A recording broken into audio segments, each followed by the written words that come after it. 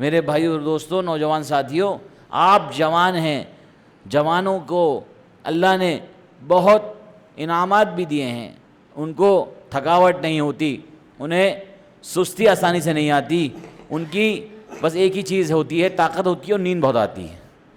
لیکن اگر کوئی آدمی فجر کے وقت میں اپنی نیند قربان کر کے، میں کہتا ہوں کہ بہترین بات یہ ہے کہ مسجد میں آ کے پڑھے، لیکن فجر کی نماز کم سے کم، یہ سب سے کم تر درجہ ہے کہ کم سے کم نماز تو ادا کر لے فرض کی، ورنہ فرض تو ادا کر لے۔ ایسا نہ ہو کہ نوجوان کل کے دن قیامت میں سب سے بڑے لائن میں کھڑے ہوں اور سب سے زیادہ سوال انہی سے ہو کہ بھائی نمازوں کا کیا کیا، فجر اڑا دی، ٹھیک ہے، مغرب بھی، ظہر بھی پڑھ لی، عصر بھی پڑھ لی، مغرب بھی پڑھ لی، عشاء بھی پڑھ لی، فجر اڑا دی۔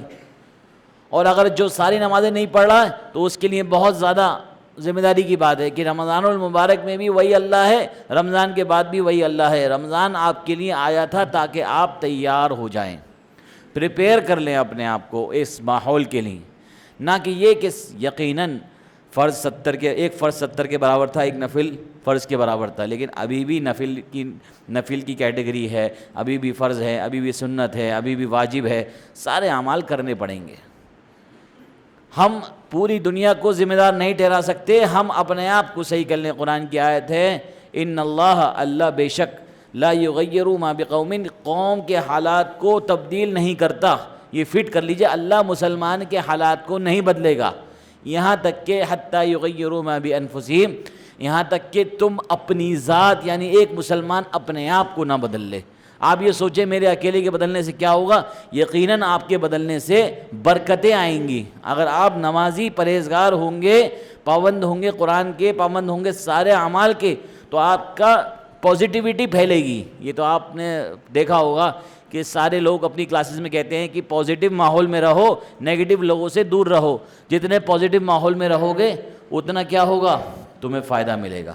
تو ہمیں بھی اعمال کر کے اپنے آپ کو پازیٹیو ماحول میں رکھنا ہے، اپنے اندر سے پازیٹیوٹی نکالنی ہے، اپنے اندر سے نیکیوں کی برکات کو، آپ کی نیکیوں کی برکات سے کبھی کبھی کیا ہوتا ہے کہ ایک آدمی ہے، میرا کوئی دوست ہے، تو اگر وہ نمازی بن جائے گا تو دوست بھی اس کو فالو کر کے نمازی بن جائے گا۔ کوئی گھر کا بڑا ہے، اگر وہ نمازی بن جائے گا تو گھر کے اور لوگ بھی نمازی بن جائیں گے۔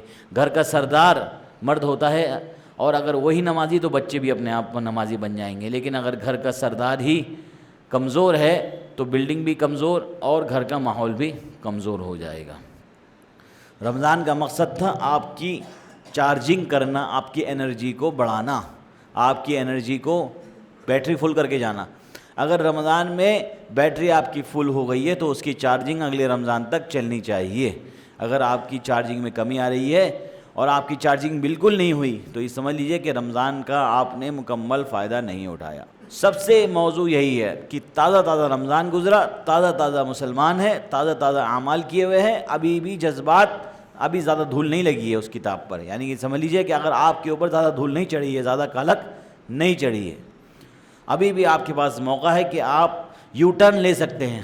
ابھی مثال کے طور پر کسی کو مراد آباد سے دلی جانا ہو تو ابھی صرف ذرا سا راستہ طے کیا ہے، گناہوں کا راستہ ذرا سا طے کیا، فوراً یو ٹرن لے لیجیے، کیونکہ کہیں ایسا نہ ہو کہ آدھے سے زیادہ سفر طے ہو جائے، گناہوں کی طرف بڑھ جائیں، پھر واپس آنا بڑا مشکل ہوگا۔ ابھی وقت ہے، موقع ہے کہ ابھی بھی اپنی زندگی میں یو ٹرن لے لیں۔ جو ہوا سو ہوا، ایک ہفتے میں جو گناہ ہوئے جیسے ہوئے ختم ہو گئے۔